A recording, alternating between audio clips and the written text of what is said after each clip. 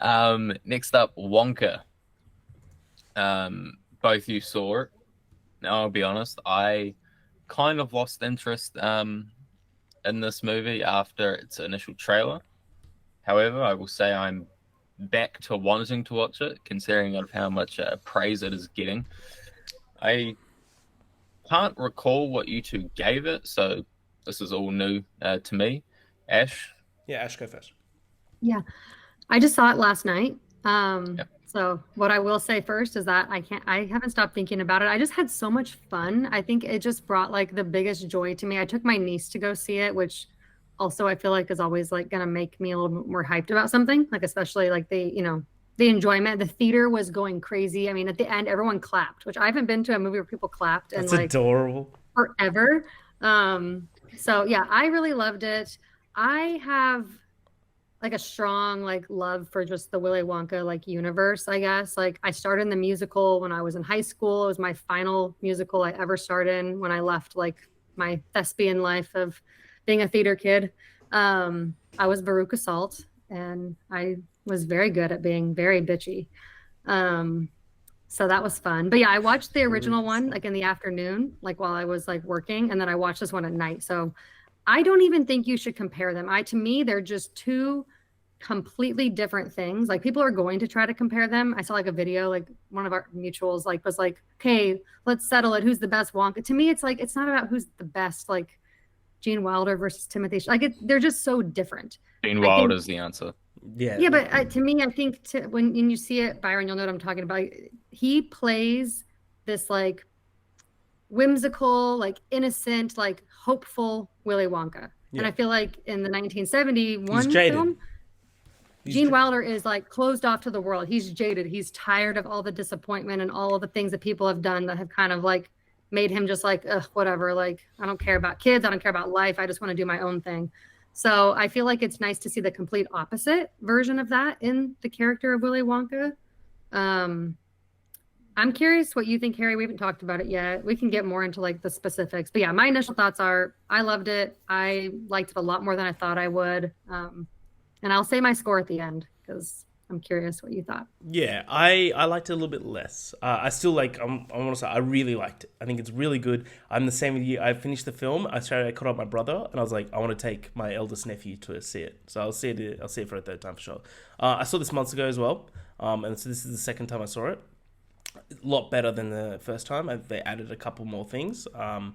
So what I liked about it, the sense of wonder is unbelievable. The idea, the whole motivation, this whole film, the whole central idea and the message is about like how you can accomplish anything with the right motivation. And what I love is that like sure this whole story is about Wonka creating or opening up his first chocolate shop, but it's not about making chocolate. It's about why he makes chocolate.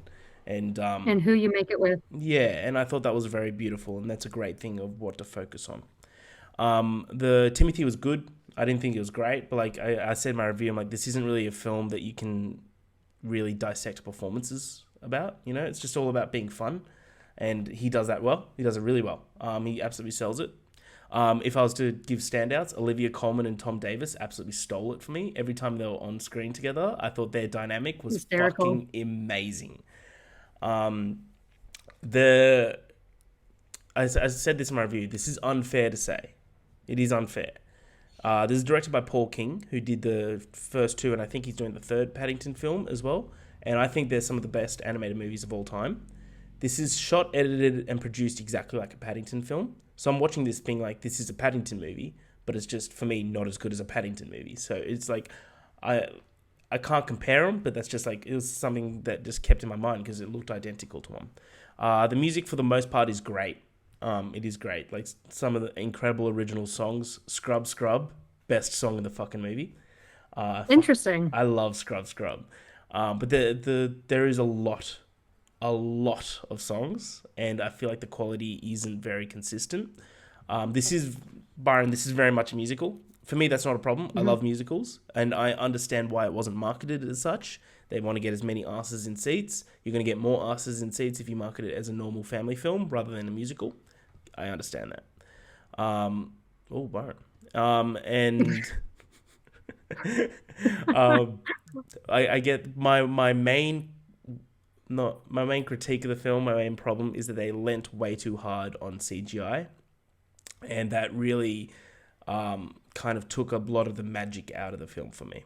So there's like, I agree with you. We shouldn't really compare the two because they're completely two different movies. But that first room that they go in Willy Wonka's chocolate factory, of that whole chocolate room, and it's like the forest and everything is practical, and you could just totally tell that everything looks so real. But then you go into this movie and it's just massive CGI scenes of like everything happening around him, which is, I get it, like it does look magical, but it did just take away a bit for me.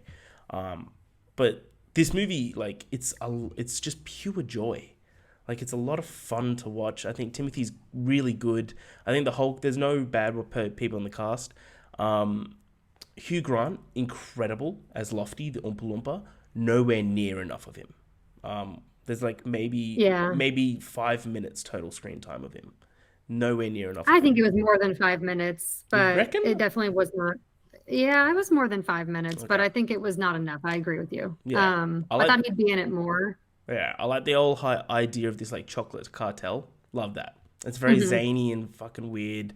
I said this in my review. It really adds to the like weird world that the original created, where has this idea that chocolate rules life, and I think that really added to it. Yeah, I really liked it. Yeah. Yeah.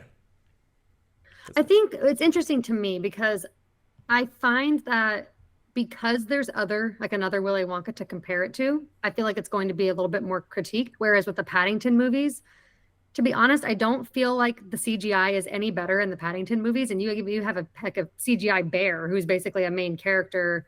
I don't find the CGI to be any better in those movies. I just think that the world that Wonka creates, I understand that complaint. That was my only complaint of this movie is the CGI. And it didn't even really bother me that much, which is why I didn't let it affect my rating. But that was the really only downside for me personally. I actually loved most of the songs, and I loved that it was a full musical, but I'm obviously a huge musical nerd, so that worked for me. One thing about the singing that I think is interesting, though, because people are kind of critiquing him as a singer and that he was kind of meh, but I actually kind of liked that. Yeah, I don't know that I would have liked to watch a film where it was somebody who was just like this glorious, beautiful, like singer who's like somebody who's been a singer forever.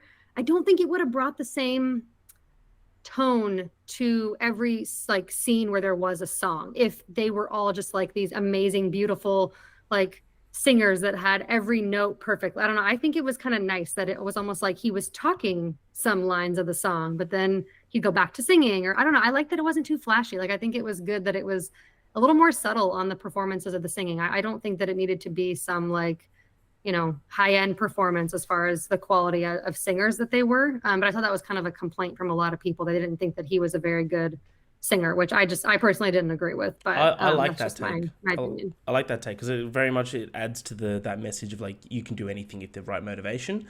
That you don't have to be this like fucking 10 out of 10 singer, 10 out of 10 performer or anything like that to be so glamorous. Like anyone could do this. Yeah. So in a way, it made it to where when the song started, it didn't feel as abruptly like a musical normally does, where it's just like you're watching people live their life and then they just start singing out of nowhere. Like I think of like La La Land, like every singer in that movie is like has a beautiful voice. So I don't know, I feel like in this movie, it just felt like, oh, he's just not talking anymore. Now he's singing what he wants to say. But it didn't necessarily feel like a traditional musical in that sense, where it's just like the song part is totally separate from what's happening in the movie. They just all felt like one long dialogue, and the dialogue just happened to be sung sometimes, which is part of, I don't know, to me it was very refreshing, which I love a movie when I leave and I'm like, God, that was just refreshing. It just felt fun and vibrant and like different than anything I've seen this year. The production, and all the costumes and everything were really nice and fun, and obviously I thought that Keegan Michael Key was hilarious as the captain. I personally liked Timothée Chalamet's performance. I think his body acting and his facial acting was better than just his actual like the lines and like things that he said.